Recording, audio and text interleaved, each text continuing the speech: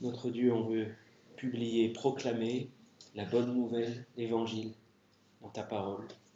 Que ce soit ici, dans cette salle, ou pour nos enfants, nous te prions, Seigneur, que cette bonne nouvelle soit proclamée avec assurance par ceux qui l'enseignent, mais qu'elle soit reçue avec toute confiance aussi par nous qui l'entendons. Seigneur, bénis-nous, s'il te plaît. Nous réclamons secours de ta grâce, de ton esprit, pour comprendre ta parole. Viens à notre aide, notre Dieu. Glorifie-toi en nous par Jésus-Christ. Amen. Amen. On va continuer notre série dans l'Épître aux Hébreux, chapitre 11, où nous sommes depuis maintenant quelques mois.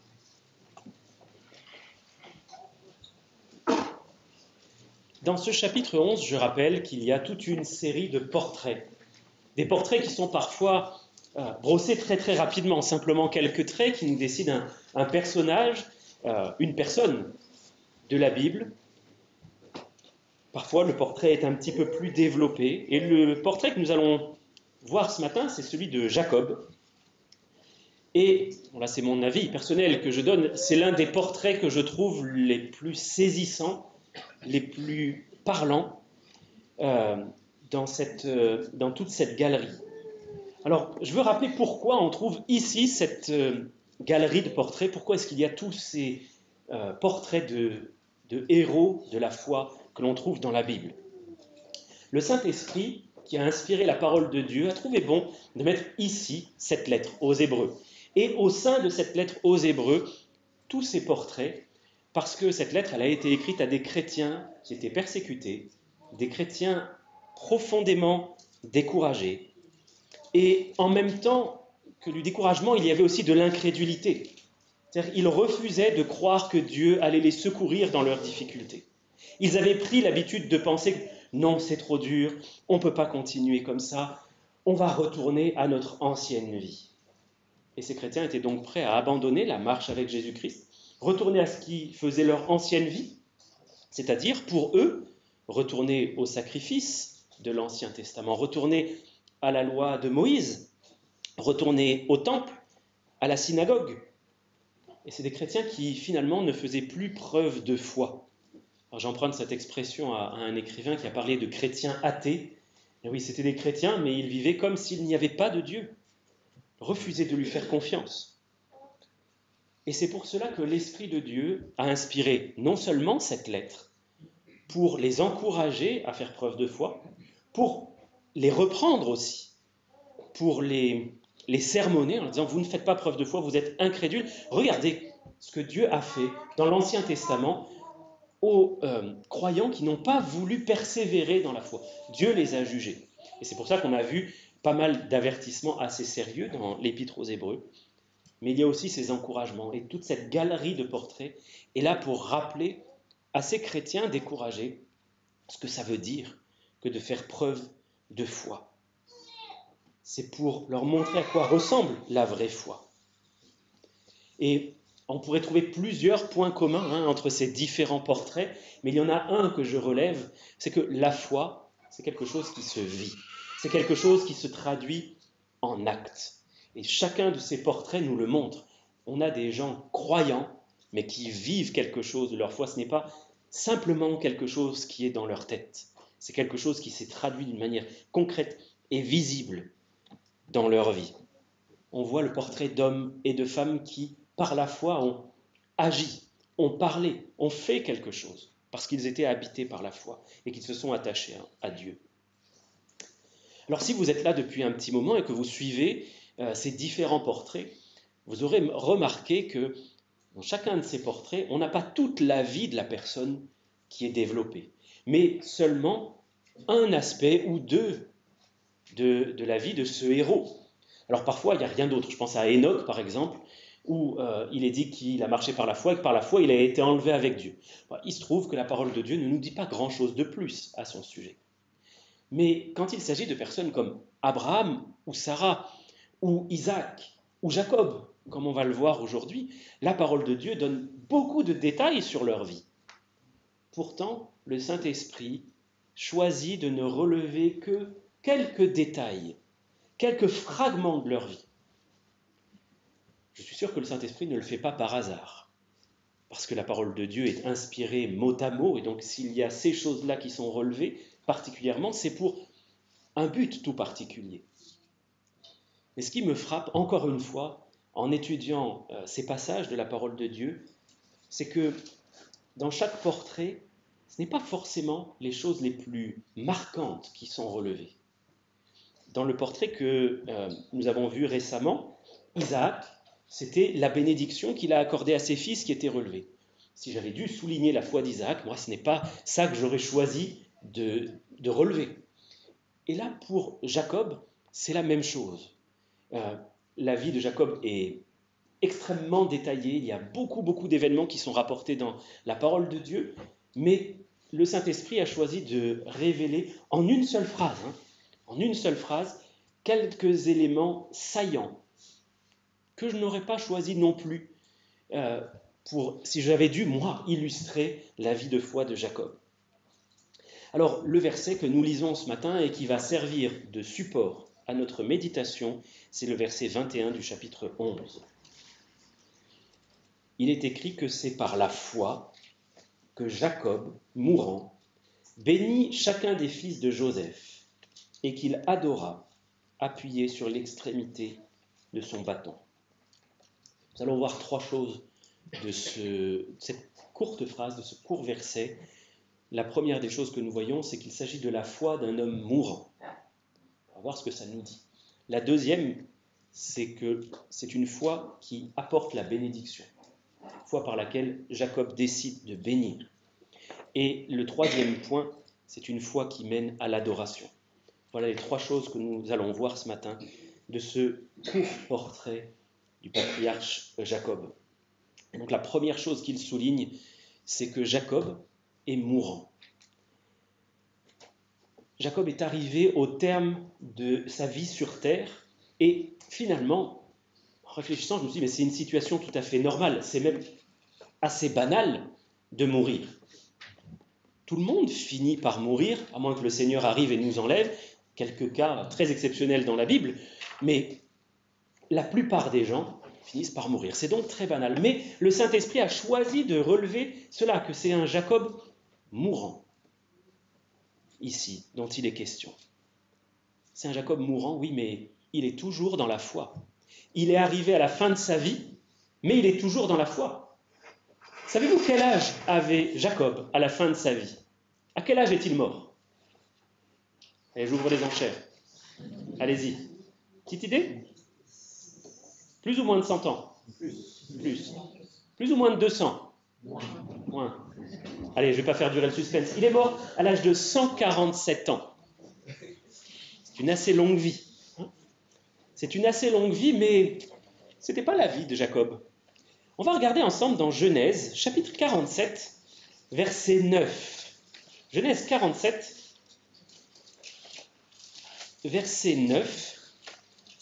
Il n'est pas encore arrivé tout à fait à la fin de sa vie, mais il est là, arrivé en Égypte. Il a quitté le pays de Canaan sur l'ordre de Dieu pour aller s'installer en Égypte, où lui et sa famille vont être nourris abondamment par Joseph.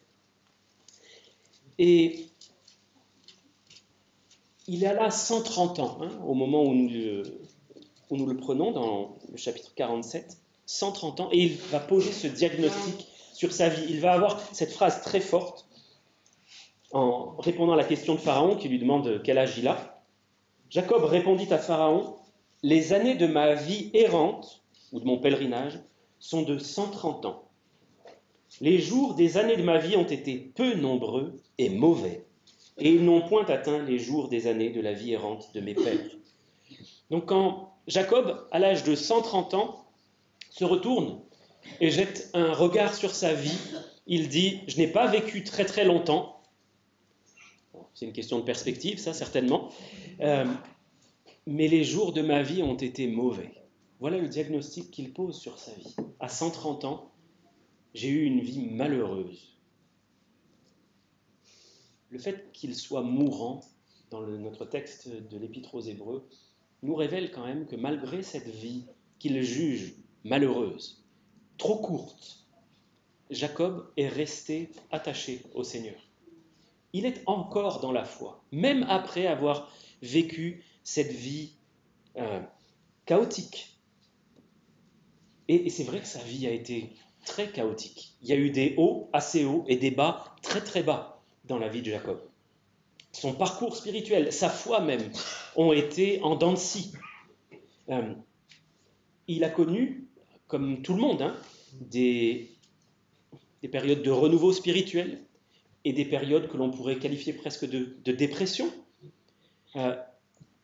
Si on devait passer en revue assez rapidement la vie de Jacob, il a commencé comme trompeur. C'est ce que veut dire son nom, le trompeur. Il a fait preuve de ruse, il a manigancé pour obtenir la bénédiction, il était calculateur. Ça lui a amené une grosse épreuve, il a dû fuir sa famille parce qu'il était menacé de mort par son frère jumeau, Ésaü. Et puis après, grand moment, il a vu Dieu au-dessus de l'échelle dans le désert. Ça, c'était un très grand moment spirituel. Et puis il s'est engagé, il a fait un serment devant Dieu, il a fait un vœu. Et puis il a continué sa route. Il a vu Rachel, et on pourrait dire qu'il a eu un coup de foudre pour cette femme-là. Il est tombé amoureux, mais il a été trompé, il a été exploité, presque réduit en esclavage, j'allais dire, c'est un peu fort certainement, mais il a été vraiment exploité par son beau-père qui n'avait qu'une idée, lui soutirer le plus possible d'argent, le plus possible de richesse, exploiter sa force et s'enrichir sur son dos. Jacob a aussi connu la joie d'une famille nombreuse. Il a eu au moins 13 enfants, mais il a aussi connu les grands tourments de la polygamie, puisqu'il avait 2 femmes et 2 concubines. Il a connu en plus de cela de longues périodes de souffrance, d'épreuves, de doutes, et on peut même dire de tiédeur. Quand on étudie en détail la vie de Jacob, on voit qu'il y a eu de longues périodes de tiédeur spirituelle, voire même de froid. Il a cru perdre son fils Joseph et il a été en deuil pendant 13 ans. 13 ans pendant lesquels il semble que Dieu ait été absent de sa vie, qu'il ait mis Dieu de côté. Et c'est là où on voit que sa foi a connu des hauts et des bas, des moments de tiédeur, des moments de grande ferveur. À un moment, il avait laissé l'idolâtrie s'installer au sein de sa famille. Et puis Dieu l'a appelé, Dieu l'a réveillé, et puis il a fait chasser toutes les idoles du sein de sa famille. Donc voilà une vie qui est très agitée, une vie qui est très chaotique, une vie que Jacob juge trop courte et malheureuse, mais malgré tout, arrivé à la fin, il est même mourant, mais il est dans la foi. Il s'est accroché à Dieu. Songez quel encouragement ça peut être pour ces chrétiens découragés qui sont prêts à abandonner. Il dit la foi va jusqu'au bout. La vraie foi, elle s'accroche, elle persévère. Ça m'a fait penser à ce que David a dit dans le psaume 37, au verset 25. Psaume 37, verset 25. C'est un psaume que David a visiblement écrit dans sa vieillesse, puisqu'il dit « J'ai été jeune, j'ai vieilli, et je n'ai point vu le juste abandonné, ni sa postérité mendiant son pain. » David arrive à la fin de sa vie, et quand il se retourne, il fait ce constat « Je n'ai jamais vu Dieu être infidèle à ses enfants, à ceux qui le cherchent. Je n'ai jamais vu Dieu être infidèle, même aux enfants de ceux qui le cherchent. Dieu a toujours été fidèle. » Et quelque part, c'est ce que nous dit la vie de Jacob, la foi de Jacob. Il est mourant, mais quand il se retourne, il est toujours dans la foi. Dieu ne l'a pas abandonné. Il a continué à s'accrocher à son Dieu. Et on ne s'est pas du tout concerté avec Raymond ce matin, il a donné son témoignage, et je n'avais aucune idée que cela collerait autant avec ce que je m'apprêtais à dire, mais le témoignage d'un croyant sur son lit de mort est important. La parole de Dieu nous dit de nous souvenir de nos conducteurs, de ceux qui nous ont annoncé la parole de Dieu, de considérer quelle a été la fin de leur vie et d'imiter leur foi. c'est un encouragement pour nous à tenir vraiment jusqu'au bout. Jacob n'a pas eu une vie heureuse, mais ce n'est pas pour ça qu'il en a déduit que Dieu l'avait abandonné, que Dieu l'avait délaissé, que Dieu l'avait même chassé. Il a continué à marcher selon ce qu'il savait de Dieu. Oui, il y a eu des hauts et des bas, parfois des bas très bas, mais il a continué. Et à la fin de sa vie, c'est un homme mourant, oui, mais c'est un homme qui est dans la foi. Nous en savons bien plus que Jacob, a priori. Jacob n'avait pas la Bible. Nous avons l'entièreté de la parole de Dieu. Parole de Dieu qui nous révèle que nous avons un sauveur qui jamais, jamais, jamais ne va nous abandonner, un sauveur qui jamais ne cessera de nous aimer, qui jamais ne cessera de nous soutenir. Parfois, il est vrai que nous sommes éprouvés, qu'il laisse l'épreuve arriver dans notre vie, mais ce n'est pas un signe qu'il nous a abandonnés. La parole de Dieu nous atteste du contraire. Donc voilà la foi d'un homme mourant. La deuxième chose que je voudrais voir, c'est que Jacob est un homme qui bénit. Sa foi le pousse à bénir. Et c'est quelque chose que j'ai trouvé très touchant, que de voir cet homme arriver à la fin de sa vie qui bénit. Pourquoi c'est touchant ? Parce que on peut dire que pendant les 130 premières années de sa vie, Jacob a cherché la bénédiction. Il a fait plus que la chercher. Il a travaillé pour gagner la bénédiction. Il a trompé pour obtenir la bénédiction. Il a calculé pour obtenir la bénédiction. Il s'est fatigué pour obtenir la bénédiction. Mais là, le voilà à la fin de sa vie, qui ne cherche plus, lui, à être béni, mais qui cherche à bénir les autres. C'est un homme dont le parcours spirituel, on l'a dit, a été chaotique, tumultueux, mais il a appris. Sa foi a mûri. Il a changé au cours des années. Et arrivé à la fin de sa vie, ce n'est plus l'homme avide qui cherche la bénédiction que nous avons. C'est un homme qui veut la donner, cette bénédiction. Il a connu Dieu. Il a connu quelque chose de Dieu. Et c'est ça qui a transformé son cœur. C'est ça qui a transformé sa vie.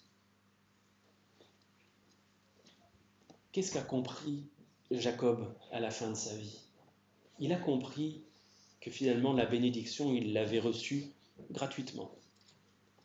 Il avait eu beau se fatiguer, travailler, calculer, faire preuve de ruse, de tromperie. Ce n'est jamais ça qui lui a amené la véritable bénédiction. La bénédiction de Dieu, elle est reçue gratuitement parce que Dieu veut la donner gratuitement. Alors je voudrais qu'on lise simplement dans Genèse 48 quelques versets qui approfondiront un petit peu ce portrait que nous avons de Jacob et qui nous le montrent en train de bénir. Genèse 48, on va lire d'abord les versets 8 à 14.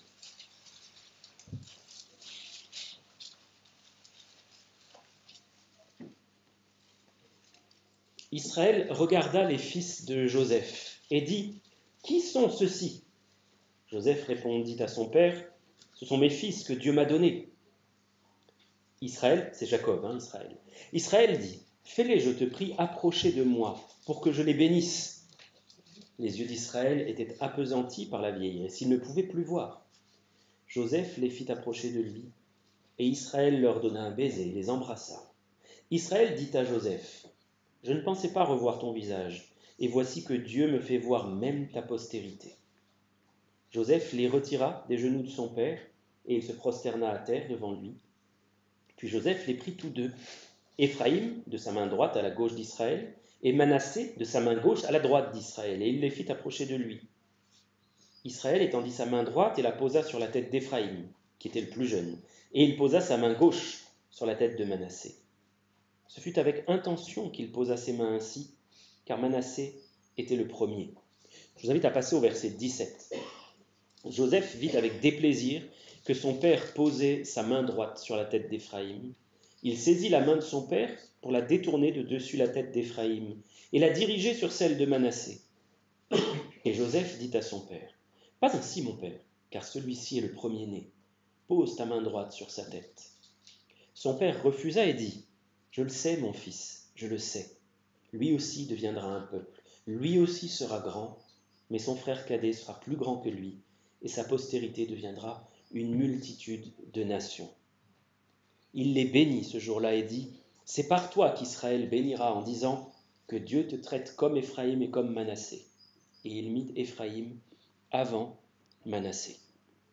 Alors, je pourrais commenter à nouveau, comme nous l'avons fait il y a 15 jours, le fait que Jacob décide d'accorder la plus grande bénédiction, non pas à celui qui est l'aîné, non pas à celui qui naturellement hérite de la plus grande part, de la plus grande bénédiction, mais qu'il l'accorde au deuxième, à celui qui naturellement n'aurait pas été l'héritier de la plus grande bénédiction. Je ne vais pas le commenter à nouveau, je vous invite à réécouter la prédication d'il y a 15 jours si vous voulez davantage d'informations. Mais remarquez quand même cela. Jacob était le deuxième né, il était jumeau, mais il est arrivé en deuxième. Ce n'est pas lui qui aurait dû recevoir la bénédiction. De la même manière, dans la famille de Joseph, il y a un aîné qui aurait logiquement dû hériter de la plus grande bénédiction que son cadet, mais Jacob a décidé de bénir davantage le cadet que l'aîné. Apparemment, il le fait sans raison, simplement sous l'inspiration divine, l'inspiration de la foi. Mais c'est touchant de voir que cet homme souhaite bénir comme lui-même a été béni. Il souhaite que d'autres participent à la même bénédiction que lui. Quelqu'un qui normalement n'y aurait pas eu le droit. Est-ce qu'on ne voit pas là la grâce de Dieu à l'œuvre dans la vie de Jacob? Cette grâce qui devrait être à l'œuvre aussi dans notre vie pour nous amener à bénir ceux qui autour de nous n'ont pas le droit à la bénédiction. Personne n'a le droit à la bénédiction. Nous n'avons le droit qu'au jugement. Voilà ce que nous méritons. Mais Dieu s'est plu à nous bénir, non pas que nous en ayons le droit, mais parce qu'il est gracieux, plein de grâce, qu'il se plaît à bénir. Est-ce que nous nous plaisons, nous aussi, à apporter cette bénédiction à d'autres? Est-ce que nous y avons seulement goûté?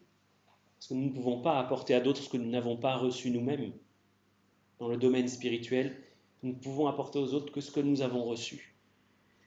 Si nous avons reçu cette grâce, cette bénédiction gratuite, est-ce que nous n'avons pas envie de la donner à d'autres? Est-ce qu'elle ne cherche pas à jaillir de nous? Est-ce que l'amour de Christ que nous avons reçu comme une bénédiction ne nous presse pas pour aller la porter à d'autres? Jacob a été égoïste pendant l'essentiel de sa vie. Mais là, même sur son lit de mort, sa foi est vivante. Et ce moment qui pourrait être un moment de tristesse, Jacob, par la foi, le transforme en un moment grandiose, un moment de grande bénédiction.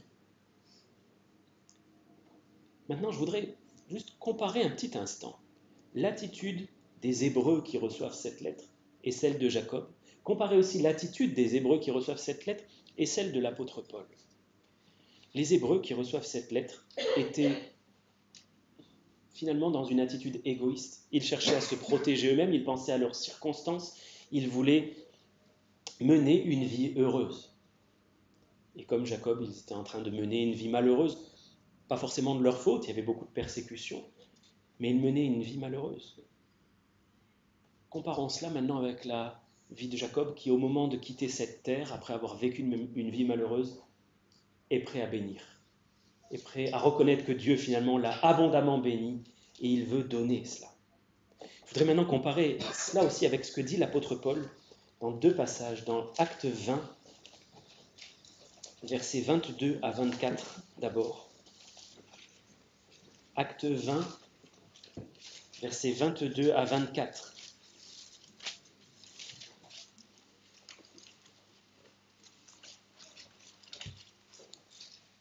Je vous rappelle qu'on compare cela avec l'attitude des Hébreux qui cherchaient, eux, à aller en arrière. Ils cherchaient à se protéger de la persécution et du malheur. L'apôtre Paul, lui, dit « Maintenant, voici, lié par l'Esprit, je vais à Jérusalem, ne sachant pas ce qui m'y arrivera. Seulement de ville en ville, l'Esprit Saint m'avertit que des liens et des tribulations m'attendent. mais je ne fais pour moi-même aucun cas de ma vie comme si elle m'était précieuse, pourvu que j'accomplisse ma course avec joie et le ministère que j'ai reçu du Seigneur Jésus d'annoncer la bonne nouvelle de la grâce de Dieu. Voyez à quel point ces attitudes sont opposées. Des chrétiens incrédules qui veulent fuir la persécution et qui du coup vont en arrière. Et de l'autre côté, un homme rempli de l'Esprit de Dieu qui sait que des persécutions, des tribulations l'attendent. Mais qu'est-ce qu'il fait? Il se jette avec joie dans la mêlée. Il y va franco, je veux dire. Il y va avec audace. Pourquoi? Parce qu'il est habité par un désir qui est d'apporter à d'autres la bénédiction. Je veux accomplir ma course avec joie. Et ma course, c'est d'annoncer la bonne nouvelle que j'ai reçue de Dieu, le message de l'Évangile, que Dieu pardonne les péchés. Et si vous avez gardé votre Bible ouverte dans Acte 20, vous pouvez aller voir au verset 35, ce qui habite aussi le cœur du croyant, ce que la foi transmet. L'apôtre Paul dit « Je vous ai montré de toute manière que c'est en travaillant ainsi qu'il faut soutenir les faibles. » Et, je souligne ici, se rappeler les paroles du Seigneur qui a dit lui-même « Il y a plus de bonheur à donner qu'à recevoir. » Il y a plus de bonheur à donner qu'à recevoir. Jacob a toujours cherché à recevoir pendant toute sa vie. Et quelque part, on peut comprendre, à l'aide de ce verset, pourquoi il a été malheureux. Il y a plus de bonheur à donner. Lui, il a cherché uniquement à recevoir. Quand on cherche uniquement à recevoir, on est inévitablement rempli de frustration, parce qu'on ne reçoit jamais assez. Notre cœur est un gouffre sans fond qui demande à recevoir, recevoir, recevoir sans arrêt. Et il n'est jamais rassasié que par Dieu lui-même, et une fois qu'on est en repos parce que Dieu est là, il a rempli le vide de notre cœur, une fois qu'on en est là, alors on peut bénir à son tour et donner au lieu de chercher sans arrêt à recevoir. Et donc la foi de Jacob, c'est la foi d'un homme mourant, mais la foi d'un homme mourant qui bénit et qui veut donner. Et j'en arrive à ce troisième et dernier point, la foi qui adore. Et c'est ce que je trouve d'une richesse exceptionnelle et encore une fois très touchante et très bouleversante. Il est question d'un homme qui adore, mais il n'adore pas n'importe comment. Il adore appuyé sur l'extrémité de son bâton. Et encore une fois, je crois que s'il est fait mention de ce bâton, ça n'est pas pour rien. Ce n'est pas seulement un homme qui adore, mais un homme qui adore appuyé sur l'extrémité de son bâton. Il y a là un rappel tout particulier du fait que Jacob était un homme boiteux. Ce n'était pas un homme boiteux de naissance, non. Il avait été rendu boiteux par Dieu lui-même. Et à un moment très particulier, à un moment de combat extrêmement intense dans sa vie, où il a cherché une fois de plus à combattre par ses propres forces pour garder sa bénédiction. Il avait fui de chez son beau-père avec ses femmes, ses enfants, ses grands troupeaux, et il apprend que son frère Ésaü vient à sa rencontre avec 400 hommes. Jacob est terrorisé parce qu'il sait qu'Ésaü peut le tuer et qu'il peut faire voler en éclats tout ce qu'il a reçu jusqu'ici, sa vie même. Jacob est terrorisé, alors il commence à échafauder des plans, il dit « Bon, on va faire 2 camps au lieu d'un, il y en a un qui va partir par ici, l'autre qui va partir par là. Ésaü ne pourra pas poursuivre les deux en même temps, donc il y en a au moins un des 2 camps qui va survivre. » Et voilà qu'au coucher du soleil, quelqu'un arrive, quelqu'un que Jacob ne connaît pas. Et on va lire le récit de cette rencontre dans Genèse 32, à partir du verset 24. Genèse 32, verset 24. C'est là, je crois, le point culminant de la vie de Jacob. Jacob demeura seul. Alors un homme lutta avec lui jusqu'au lever de l'aurore. Et voyant qu'il ne le maîtrisait pas, cet homme le frappa à l'emboîture de la hanche. Et l'emboîture de la hanche de Jacob se démit pendant qu'il luttait avec lui. Il dit « Laisse-moi aller, car l'aurore se lève. » Et Jacob répondit « Je ne te laisserai point aller que tu ne m'aies béni. » Il lui dit « Quel est ton nom ?»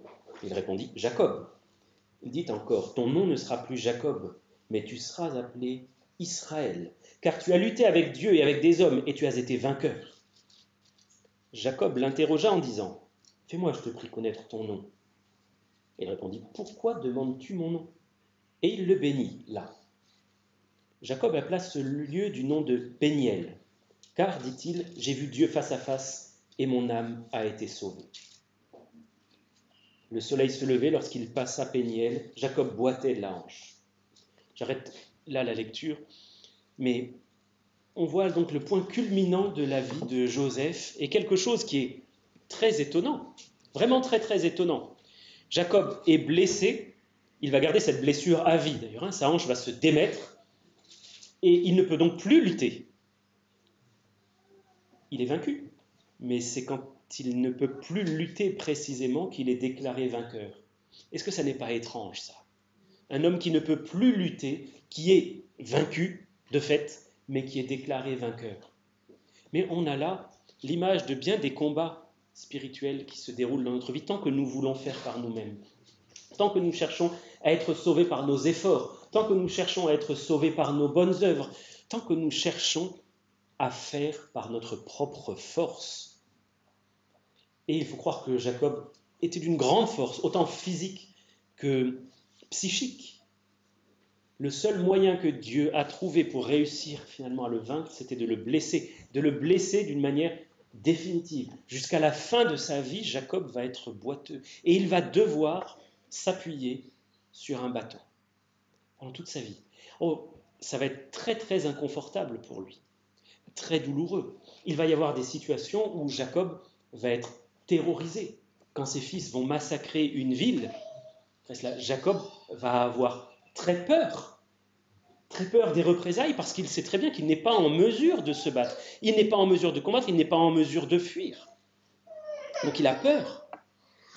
Mais cette blessure qui va l'empêcher, à partir de ce moment-là, de compter sur ses propres forces, va être, je crois, la plus grande bénédiction qu'il ait reçue de sa vie, parce qu'elle va lui imposer, elle va le forcer à compter sur Dieu. Et elle va lui montrer que, dans sa plus grande faiblesse, lorsqu'il ne peut pas combattre, lorsqu'il ne peut rien faire, Dieu est quand même là. Dieu ne l'abandonne pas. Dieu le soutient quand même. C'est difficile quand on a toujours compté sur ses propres forces. D'un seul coup, de laisser la place au Seigneur. Quand on a toujours fonctionné au mérite, d'abandonner cette façon de penser-là. Parfois, Dieu nous amène dans ces situations où nous n'avons plus du tout le choix. Nous ne pouvons absolument plus compter sur nous-mêmes. Et c'est quelque chose que nous détestons, parce que la chair déteste ça. Notre être naturel déteste ça. Donc à partir de ce jour, Jacob va devoir marcher, appuyé sur un bâton. Je ne peux pas m'empêcher de voir dans ce bâton une image, peut-être lointaine, mais une image quand même, d'un autre bois sur lequel nous devons nous appuyer, nous aussi. Le bois de la croix, qui nous rappelle l'œuvre qui a été faite pour nous, qui nous rappelle que Dieu nous aime et nous aimera toujours. Et il nous faut nous appuyer là-dessus. Pour les Hébreux à qui cette lettre est écrite, c'est quelque chose d'important. Rappelez-vous que Dieu vous aime. Jacob, à la fin de sa vie, a adoré, appuyé sur ce bâton. Pourquoi ne vous appuieriez-vous pas, vous aussi, sur ce bâton ? La parole de Dieu nous dit, dans Romains 5, verset 8,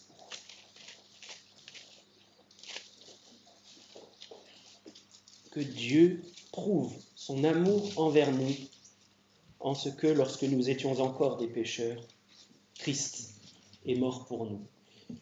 Dieu nous a prouvé son amour d'une manière indiscutable, par un fait historique. Son Fils s'est offert lui-même sur la croix pour sauver des pécheurs. Pour sauver des pécheurs. Qu'est-ce qui pourra maintenant nous séparer de l'amour de Dieu ? Il a aimé ce qui était le moins aimable. Il a donné le plus grand pour ceux qui ne sont pas aimables, pour ceux qui ne le méritent pas. Qu'est-ce qui pourrait maintenant nous séparer de cet amour ? Pour les chrétiens, c'est un rappel que Dieu ne les abandonne pas malgré la persécution. Il y a la preuve de l'amour de Dieu, à laquelle jamais rien ni personne ne pourra changer quoi que ce soit. Dieu nous aime, il l'a prouvé à la croix. Cela nous rappelle aussi que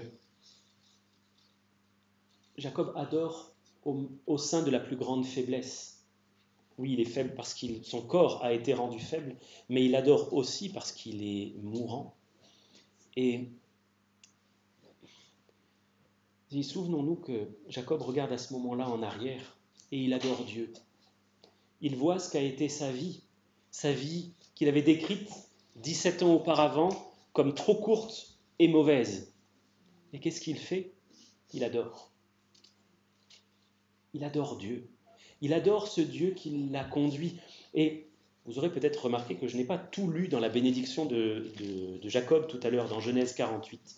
J'ai sauté un tout petit passage, et je l'ai fait exprès, parce que ce petit passage nous révèle beaucoup sur ce que Jacob croyait. C'est Genèse 48, je voudrais qu'on le lise ensemble, versets 15 et 16.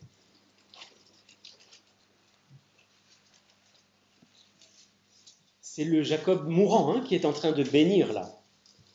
Et il est écrit qu'il bénit Joseph et dit que le Dieu en présence duquel ont marché mes pères, Abraham et Isaac, que le Dieu qui m'a conduit depuis que j'existe jusqu'à ce jour, que l'ange qui m'a délivré de tout mal, bénisse ses enfants. Je veux juste souligner cela. Le Dieu que Jacob adore à la fin, en regardant sa vie passée, lui qui a tellement combattu tout seul, avec ses propres forces, il regarde sa vie et il dit, en fait, Dieu m'a conduit depuis que j'existe jusqu'à ce jour.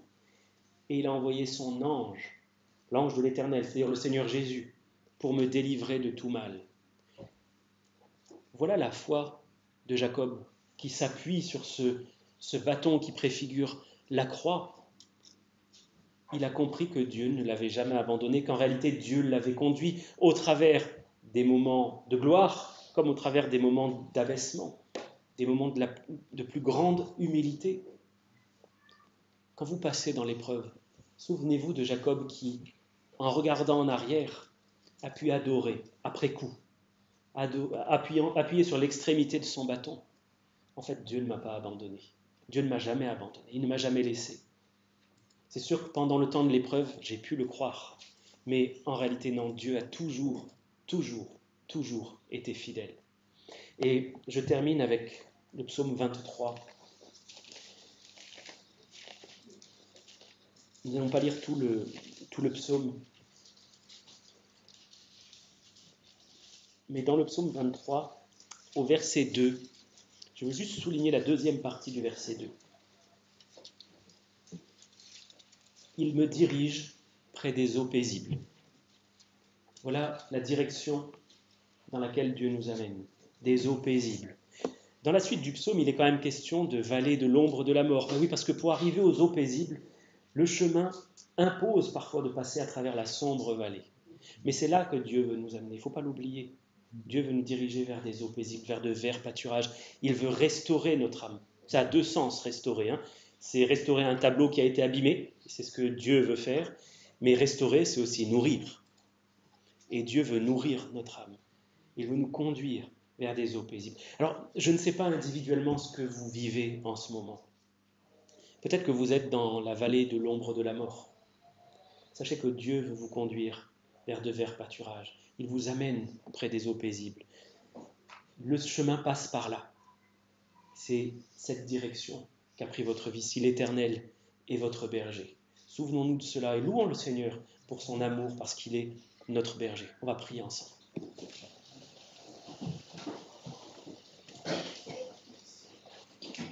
Que tu es grand, Seigneur. Nous ne comprenons pas grand-chose, pour pas dire rien, à nos propres vies, à nos propres existences.